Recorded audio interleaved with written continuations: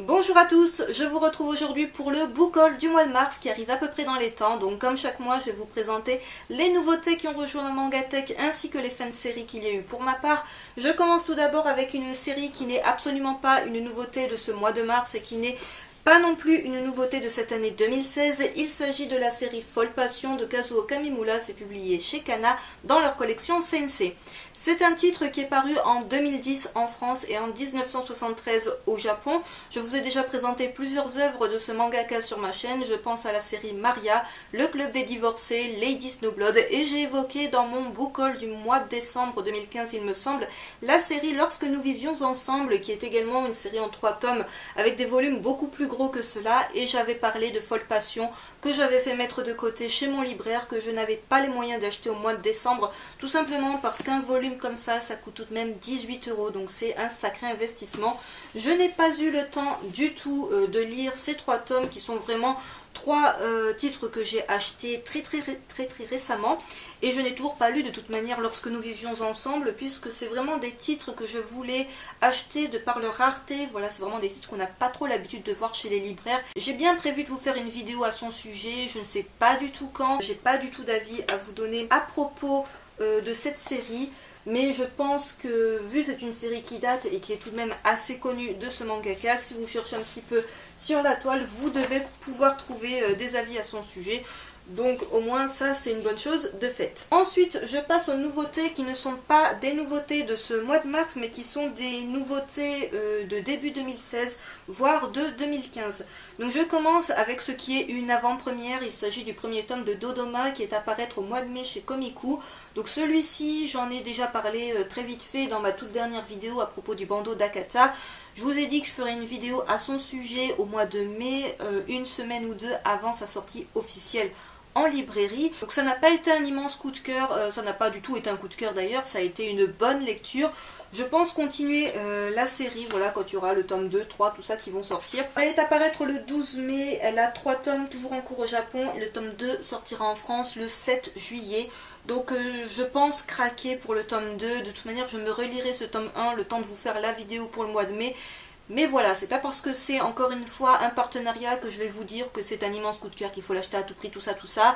Parfois ça arrive, parfois ça n'arrive pas. Dans le cas présent, c'est une bonne lecture, mais c'est pas non plus la meilleure lecture de ce mois-ci. Je passe à une nouveauté de 2015 il me semble, il s'agit des 2 premiers tomes de la série My Girlfriend is a Fiction de Shizumu Watanabe, c'est publié chez Delcourt. Donc là il s'agit d'un shonen terminé en 4 tomes, le tome 3 est prévu en France pour le 1er juin, donc je pense qu'on aura théoriquement la fin de la série cette année. Donc ça a été un immense coup de cœur, je n'ai pas découvert la série mais disons que mon intérêt pour la série a été relancé du fait que Noyau d'Abricot en a parlé sur sa chaîne, donc Tiffany si tu passes par là, et du coup ça m'a un petit peu réintrigué à propos de cette série que je comptais me procurer à la base du fait de son synopsis un petit peu atypique. Voilà ce personnage du nom de Yuri, donc le jeune homme que vous voyez ici, qui passe son temps pendant plusieurs années, il n'a pas d'amis, il n'a pas trop de vie non plus, il est assez jeune, il crée ce personnage là qu'il va appeler Michiru.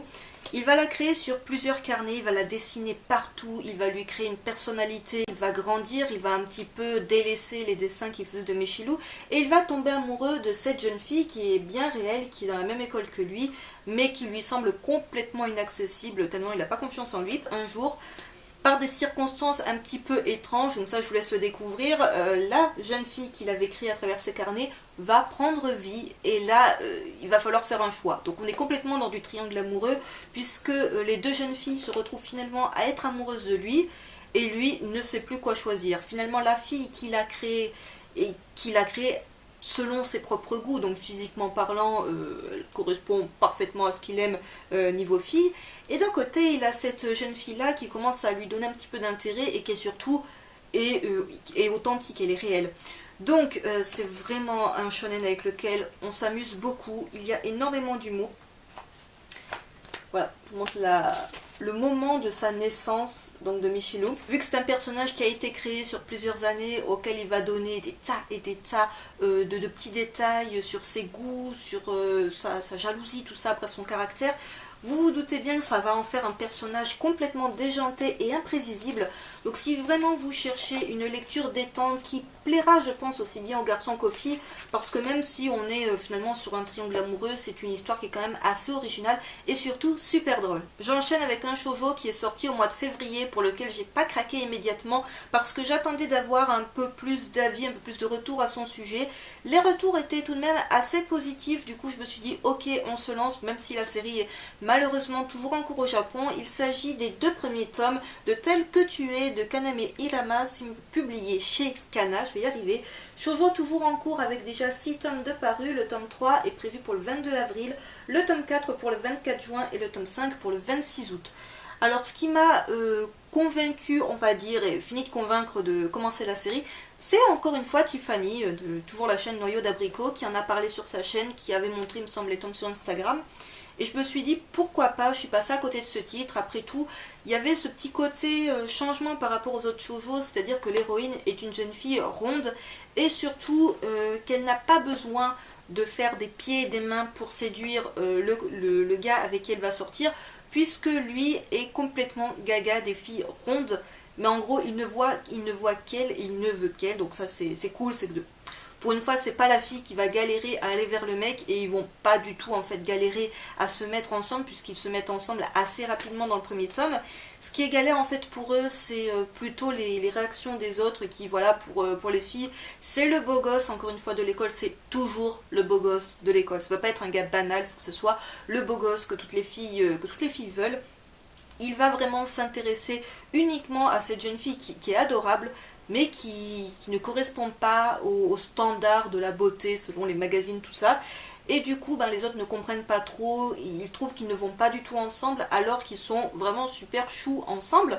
Donc c'est un début de série que j'ai bien aimé. Alors le petit bonus non négligeable, c'est le tarif qui, comme je l'avais présenté pour le premier tome de Capitaine Albator Dimension Voyage, pour l'anniversaire des éditions Kana, vous avez ce prix-là pour certaines des nouvelles licences, peut-être pour toutes les nouvelles licences de cette année. Le seul petit truc qui peut être un petit peu agaçant dans ce titre, c'est le fait, comme je l'ai dit, que... alors j'ai déjà oublié son nom.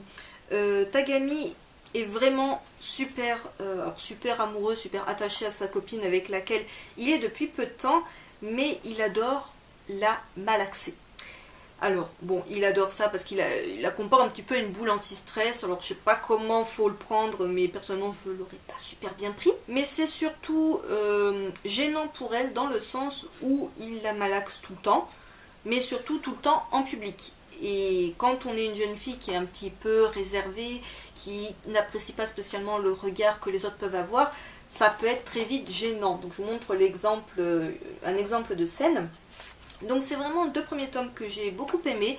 C'est pas un gros coup de cœur shoujo, je sais pas s'il sera dans le top shoujo de fin 2016, mais c'est assez choupinou, il y a beaucoup d'humour, puis ça change un petit peu des héroïnes toujours parfaites, toujours super belles, toujours... Enfin, elle est pas moche, mais disons elle ne correspond pas aux standards de beauté, on va dire.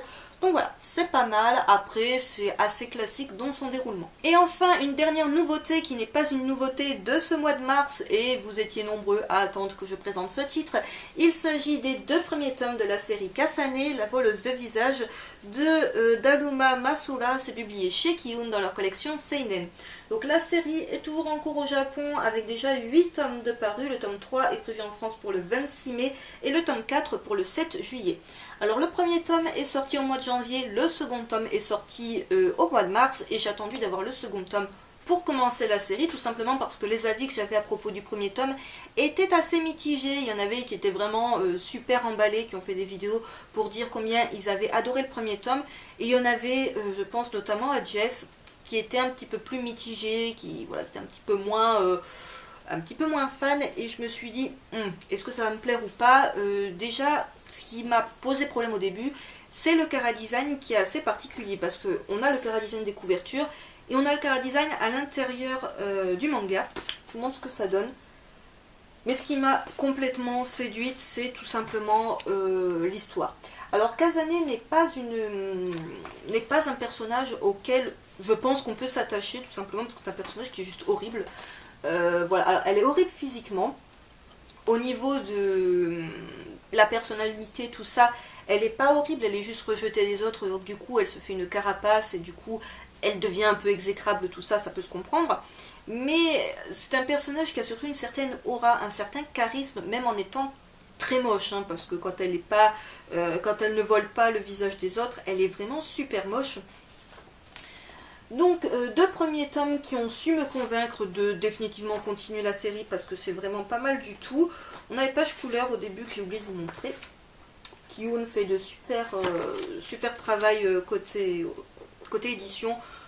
Faut quand même le souligner, voilà, je vous montre une super belle image. Ces années, je regrette pas d'avoir commencé, j'étais un petit peu longue à me lancer puisque vous étiez très nombreux à me tanner avec cette série au mois de janvier, à me dire mais tu vas la commencer, pourquoi tu la commences pas, est-ce que tu vas peut-être la commencer le mois prochain? Et ben j'aurais attendu le mois de mars pour la commencer et finalement ça n'a pas été non plus le gros coup de cœur du siècle, mais je pense tout de même que ça sera dans le top seinen 2016. Je ne sais pas du tout ce qui se passe au niveau du temps, on a un temps gris pourri depuis hier à Marseille, donc comme d'hab hein, le week-end, j'ai envie de vous dire il pleut tous les week-ends à Marseille, mais là on a je sais pas une lumière divine qui vient de m'éclairer, donc c'est... On va en profiter hein, tant que ça dure. Je passe enfin aux nouveautés de ce mois de mars et comme vous allez le voir les mecs, il y a malheureusement beaucoup de trucs pour filles. Donc je commence avec un shoujo, je ne sais pas s'il est classé shoujo ou josei, non il est classé josei. Il s'agit du premier tome de Let's Get Married de Izumi Miyazono, c'est publié chez Kazé dans leur collection shoujo. Donc le titre est toujours en cours au Japon avec déjà 4 tomes de parus et le tome 2 paraîtra en France le 8 juin. Et le 8 juin me paraît genre super loin parce que ce premier tome je l'ai adoré. Alors je vous fais le synopsis en 2-2, c'est une jeune fille qui a tout pour elle, qui est jeune, qui est belle, qui a un métier qui lui plaît et qui en plus a l'air de bien payer. Le seul truc c'est qu'elle s'est faite larguer et elle se cherche un mec pour fonder un foyer, donc elle se cherche très clairement un mari pour fonder un foyer et devenir mère au foyer. Voilà, femme au foyer du moins minimum. Et le truc c'est que c'est pas un truc qui fait spécialement rêver les mecs d'avoir une femme qui va rester à la maison, qui va plus bosser, qui va être juste là pour s'occuper du foyer, des enfants, tout ça. Et du coup elle galère vraiment à se trouver un mec et comme vous vous en doutez avec la couverture, elle va tomber sur celui-ci qui n'est absolument pas le gars qui lui correspond puisque lui il veut pas spécialement d'enfants, il veut surtout pas se marier, il veut pas du tout s'engager et malgré tout il y a une petite alchimie entre les deux. Donc ça donne lieu à des situations super drôles, les personnages sont super touchants ensemble et en même temps on a envie de savoir s'il y en a un des deux qui va arrêter de camper sur ses positions et qui va faire un pas vers l'autre. Donc on comprend qu'ils ont tous les deux un passé qui est pas évident, voilà, lui il n'a pas un passé tout beau tout rose, c'est ce qui peut expliquer aussi son côté un petit peu distant. Donc un tome qui m'a beaucoup plu, voilà le côté josei, donc le côté un petit peu adulte, du sens les personnages ont une vingtaine d'années, ça change un petit peu des collégiens et des lycéens, c'est vraiment pas mal du tout et ça j'ai vraiment hâte d'avoir la suite. Je passe à un shoujo très clairement niais, gnangnan, dégoulinant de bons sentiments, pink, voilà le genre de shoujo que les mecs vont adorer voir sur cette chaîne. Donc Sayu, tu m'avais dit que tu n'imaginais pas un tel titre en ma possession et pourtant oui j'ai craqué. Donc il s'agit du premier tome de Lovely Fridays de Alina Tanemura, c'est publié chez Tonkam. Donc la série est terminée en 11 tomes et le tome 2 est prévu pour le 8 juin et le tome 3 pour le 6 juillet. Je pense que Tonkam a fait n'importe quoi dans ces dates parce que voilà, un tome qui sort tous les mois ça va pas le faire. Pourquoi j'ai craqué? Deux raisons très superficielles. Première raison, les couvertures. Gros craquage sur les couvertures. J'ai regardé les couvertures des tomes japonais, je les ai trouvées magnifiques, même si elles sont différentes de ce que Tonkam a prévu pour la France. Mais j'ai quand même vu le visuel un petit peu des prochaines couvertures, je me suis dit ça faisait genre super printanier, les couvertures étaient super fraîches, il y a du rose, il y avait du vert, il y avait pas... Voilà, il y avait de la couleur et surtout il s'agit d'une mangaka dont j'ai déjà lu un autre truc, donc j'avais lu Princesse Sakura. Il y a un petit moment, je pense pas que j'en ai parlé sur ma chaîne parce que ça date d'avant que j'ai commencé mes vidéos tout simplement. Ça n'avait pas été le coup de cœur ni la lecture du siècle, mais ça avait été un titre que j'avais bien aimé à l'époque. Et le chara-design dont je suis complètement fan. Alors vous allez le voir, c'est un chara-design excessivement shoujo, c'est-à-dire que les yeux sont immenses, que les expressions sont exagérées au possible, il y a des cœurs partout, il y a des fleurs partout. Voilà, ça sera en couleur, ça serait rose, hein, très clairement. Après au niveau de l'histoire, on est sur un truc complètement vu et revu, c'est-à-dire un triangle amoureux, encore une fois très banal. La fille qui est amoureuse du mec, le mec qui commence à craquer un petit peu pour la fille, ça va peut-être se faire. Et là qu'est-ce qui se passe? Il y a le jeune cousin de cette jeune fille qui se ramène et qui lui annonce qu'il est tombé amoureux d'elle, enfin qu'il est amoureux d'elle depuis déjà un petit moment. Et du coup, ben, il compte bien un petit peu pourrir la relation qu'elle essaye d'avoir avec le jeune homme de son âge. Et c'est compliqué parce que d'un côté, elle n'imagine pas du tout avoir une relation avec son cousin, mais il est genre trop chou, et puis il essaye de vraiment faire en sorte de gagner son cœur à la loyale. Donc on a ce côté un petit peu suspense, surtout à la fin du tome 1, j'ai envie de dire pour celles et ceux qui l'ont lu, le tome 1 se termine sur une scène, t'es juste là, mais what, faut attendre d'avoir le tome 2 pour voir comment, qu'est-ce qui va se passer, comment le personnage va réagir. Donc c'est pas mal. Après c'est, voilà, comme je l'ai dit, niveau shoujo, là pour le coup il a rien d'original celui-ci, il n'est pas spécialement super drôle parce que là on est sur des personnages très jeunes. Comme je l'ai dit, c'est assaigné, gnangnan, dégoulinant de roses, de bons sentiments, tout ça. Donc, si vous êtes hermétique, vous n'allez pas aimer, mais si vous êtes ouvert d'esprit ou si vous kiffez ce genre de lecture, je pense que ça peut être pas mal. Je passe à présent à un titre que j'ai trouvé, mais genre, trop choupiné quand Nobinobi a fait l'annonce de sa sortie. Je me dis, mais c'est trop mignon. Alors après, vous allez voir que c'est complètement indispensable parce que c'est trop mignon, mais c'est en même temps un petit peu inutile. Donc il s'agit des 2 premiers tomes qui ne sont pas sortis simultanément, mais ils sont sortis tous les 2 au mois de mars, de Happy Clover, de Sayori Tatsuyama. C'est publié, comme je viens de le dire, chez Nobinobi. C'est un petit, je crois que c'est un Kodomo. Non, c'est classé shoujo, c'est ça le problème. C'est que derrière, vous avez marqué la nouvelle série manga jeunesse à ne pas manquer, terminée en 5 tomes. Mais d'après Manga News, c'est du shoujo, et le tome 3 sortira en France le 9 juin. Peut-être qu'on aura la fin de cette année, ça c'est pas sûr du tout. Je vous montre les couvertures parce que les couvertures, elles font genre super printemps, mais elles sont trop shoot. Voilà, c'est un manga que j'ai trouvé super kawaii. Alors après, au niveau de l'histoire, ça parle de quoi? Ben, vous avez la réponse sur la couverture. Ça nous parle de petits animaux tout mignons, donc de petits lapins, de petits renards, de petits oiseaux, de petits écureuils. Voilà, des animaux de la forêt tout simplement, qui vivent dans la plus parfaite harmonie, dans la forêt du croissant de lune. Voilà. Ou, encore une fois, si le manga était coloré, il y aurait du rose, il y aurait du vert, il y aurait du bleu, il y aurait de la couleur, ça serait très peps. C'est mignon. Après, c'est un public jeunesse, encore une fois, qui est visé. Un public également féminin, du fait qu'il y a beaucoup plus de filles, je pense qu'ils vont craquer pour ce genre de petites peluches que des garçons, même si, bon, peut-être qu'il y aura des garçons qui suivront également cette série. C'est chou. C'est vraiment chou. Après, au niveau de l'histoire, ben, c'est un petit peu du tranche de vie. Voilà, on suit le quotidien de ces petits animaux, les petites difficultés quotidiennes dans la vie. Voilà, hein, on est loin des grands problèmes existentiels, mais c'est chou. C'est la petite lecture sympa, le petit Kodomo sympa avec des animaux qui parlent pour le coup, qui se parlent entre eux. Il n'y a pas, je crois qu'il y a des humains, mais bref, moment, même pas sûr. Cette lecture m'a vachement marqué. Donc voilà, si vous cherchez un truc printanier avec beaucoup de verdure, si vous aimez les animaux, la forêt, tout ça, c'est fait pour vous. Après, si vraiment vous avez un budget super serré niveau manga, c'est complètement indispensable, mais ça je pense que vous le savez déjà. Dernière nouveauté de cette vidéo et immense coup de cœur, il s'agit du premier tome de la série Père et Fils de Mi Tagawa, c'est publié chez Kiun dans leur collection Seinen. Donc la série est toujours en cours au Japon avec déjà 5 tomes de parus.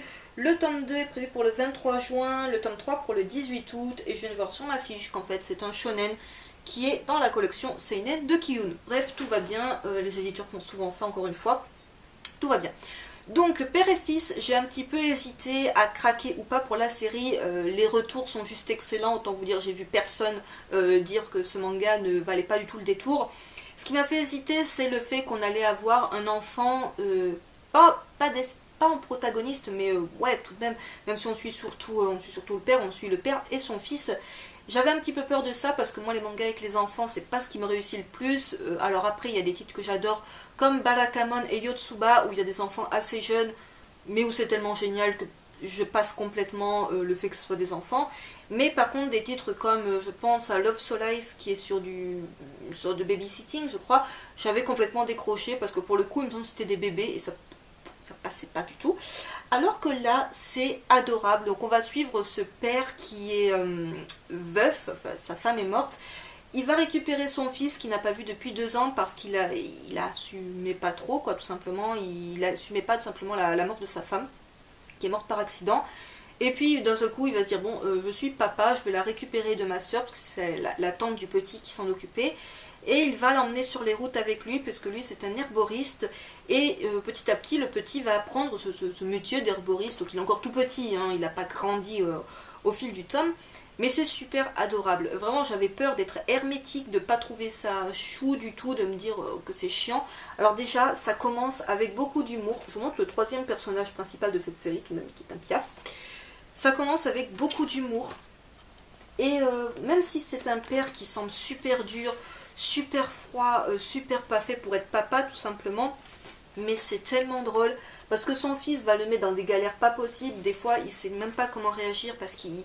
Son enfant finalement ne l'a pas beaucoup vu quand il était petit, quand il était avec sa mère, parce que là le petit a 4 ans, mais il n'a pas vu son père pendant 2 ans, et quand sa mère était encore vivante, ben, le père était toujours sur les routes à travailler, donc du coup il n'a pas trop l'image du père, et le père ne sait pas trop comment se comporter. Et voilà, il y a aussi toute cette réflexion par rapport à la mort de la mère qu'il essaye de faire passer à son fils, qu'il essaye de faire comprendre. Il est encore tout petit, il espère revoir sa mère, il comprend qu'elle n'est pas là, mais il pense qu'il va la revoir un jour. Donc autant vous dire, des fois c'est assez tristouné. On a beaucoup de flashbacks avec la mère justement qui sont assez drôles. Donc voilà, si vous cherchez un titre où il y a de l'humour, mais surtout beaucoup d'émotions, c'est un premier tome que je vous recommande vraiment énormément. Ben, je pense que vous l'avez déjà vu sur pas mal de chaînes ou pas mal de blogs, et surtout avec de très bons avis, et c'est amplement mérité. Je passe rapidement aux fins de série parce qu'il y en a eu beaucoup et que j'ai plus beaucoup de batterie. Alors je vais passer tout d'abord très rapidement sur celles que je n'ai pas lues, comme ça au moins c'est fait, vous ne me demanderez pas d'avis à leur sujet. Donc il y a eu tout d'abord la fin de Jabberwocky de Masato Issa, publié chez Glénat, j'allais dire chez Casterman, mais chez Casterman c'est Area 51. Je n'ai pas lu la fin de Jabberwocky, c'est une série dont j'avais arrêté la lecture il me semble au tome 2. Après voilà, elle vient de se terminer avec son 7e tome, donc je me ferai la lecture des tomes d'ici quelques jours. J'avais pas spécialement prévu de vidéo à son sujet, tout simplement parce que j'ai fait une vidéo à propos du 1er tome de la série, et que cette vidéo est passée complètement inaperçue sur ma chaîne. Voilà, elle a été faite l'année dernière, et j'ai eu genre presque aucun retour dessus. Je me suis dit ok, la série n'intéresse strictement personne, donc je n'ai pas d'avis à donner sur la fin de la série, si ça vaut le coup ou pas, mais je vous recommande toujours autant Area 51 du même mangaka, qui par contre est complètement génial.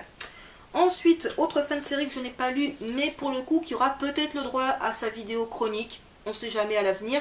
Il s'agit de la fin de Bloody Cross, donc le 12e tome. C'est de Shiho Komeyama, c'est publié chez Kiun, collection Shonen. Je ne sais plus où j'avais laissé la série en pause, du coup il faudrait que je me fasse les 12 tomes, j'ai pas le temps de faire ça en ce moment. Pas d'avis à vous donner, je pense que c'est une série qui est assez connue, parce que quand même on a eu du temps pour la voir pendant la fin. Le dernier tome est assez épais, j'ai pas d'avis à donner, mais si jamais un jour vous voulez une vidéo à son sujet, dites-le moi en commentaire. Autre fin de série que je n'ai pas lu mais qui aura droit de sûr au mois d'avril à sa petite vidéo, il s'agit du 5e et dernier tome de Sensu de Daisuke Imai, c'est publié chez Casterman. J'ai déjà évoqué très brièvement la série dans mon top Seinen 2015. Il me semble, je sais plus, mais je l'ai déjà évoqué une fois ou deux, et je vous ai dit tout le bien déjà que je pensais du début de la série. Je vais me faire la fin de la série, donc les tomes 4 et 5, parce que je m'étais arrêtée au tome 3, et je vous ferai une petite vidéo très probablement coup de cœur à son sujet, parce que c'est un petit peu un ovni, on n'en parle pas assez, mais c'est complètement génial. Fin de série que j'ai lue, mais qui n'est pas une fin de série qui est parue en ce mois de mars. Il s'agit de Kulo, un cœur de chat de Sugisaku, c'est publié chez Kana dans leur collection Made in.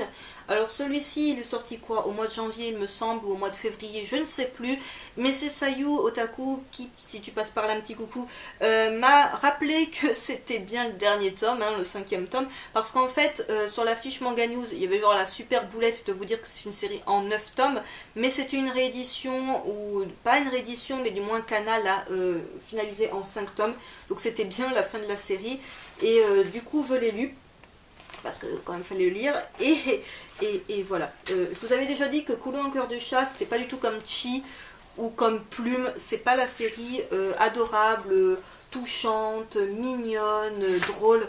Très loin de là, et ce 5e tome est assez tristouné dans l'ensemble, se termine sur une note assez triste.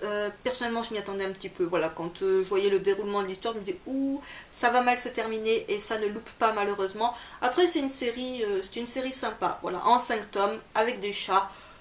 C'est dispensable après comme d'habitude avec ce genre de série, mais si vous aimez les animaux ça pourrait vous plaire, mais attention, prévoyez la boîte de mouchoirs. Une fin de série dont je ne suis pas convaincue que ça soit réellement la fin de la série au complète. Il s'agit du 4e et apparemment dernier tome de Catacombes de Vald, publié chez Pika dans leur collection Senpai.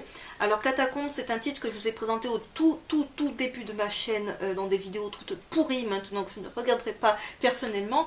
Je vous avais donné mon avis à propos des 3 premiers tomes qui n'étaient absolument pas un coup de cœur. C'était mon premier manga français, il me semble que je lisais, et c'est pas bon, hein, on va le dire. Côté dessin, on a un dessin assez gothique, assez métal. Quand on voit à quoi ressemble l'auteur, on comprend complètement que c'est complètement son délire. Mais c'est absolument pas un coup de cœur. Le synopsis part dans des trucs what the fuck, parfois c'est incompréhensible. Au niveau de l'histoire, je trouve que ça tient pas du tout la route. Ce 4e tome, j'ai mis genre un temps fou à rentrer dedans parce que le tome 3 il est sorti il y a plusieurs années de cela et je les avais pas ici pour les relire. Alors vous vous demandez peut-être pourquoi j'ai commencé ce titre alors que finalement ça n'avait peut-être rien pour me plaire. Et bien tout simplement parce que c'est une connaissance qui me l'a conseillé, connaissance qui est super amie avec Vald, donc l'auteur de cette série tout simplement.